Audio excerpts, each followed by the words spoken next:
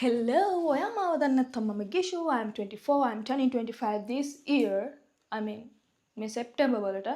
But it's okay, I'm not old. හරිද?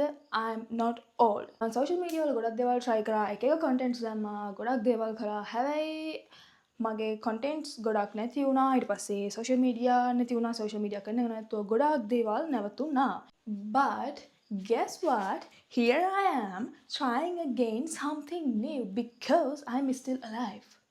Bro, I'm still alive and I'm single, I'm free, I can make my own decisions. Anybody not gonna stop me except myself. ඒකට කමක් නැහැ.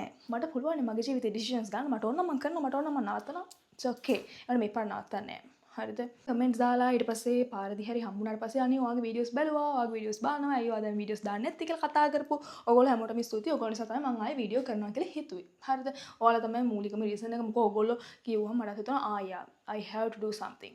ඒ නිසා මම දැන් දිගටම videos ගේන්න තමයි හිතාගෙන ඉන්නේ. මම දන්නේ නැහැ කොහොම වෙයිද කියලා. හැබැයි අපි බලමු මොකද වෙන්නේ කියලා. This time I will make different kind of videos. මම content create කරනවා, ඊට පස්සේ social media handle කරනවා, ඊට පස්සේ influencer වැඩ කරනවා, ඊට පස්සේ fashion modeling කරනවා. ඒ ටික තමයි මම දැනට කරන්නේ. ඉස්සරහට තව මොනවා කරන්නද දන්නේ නැහැ. ඊට අමතරව extra languages ඉගෙන ගන්නවා. හරිද? By myself actually. That's it. මං හිතන්නේ මං ගැන මං කිව්වා ඇති. You will probably see me again tomorrow.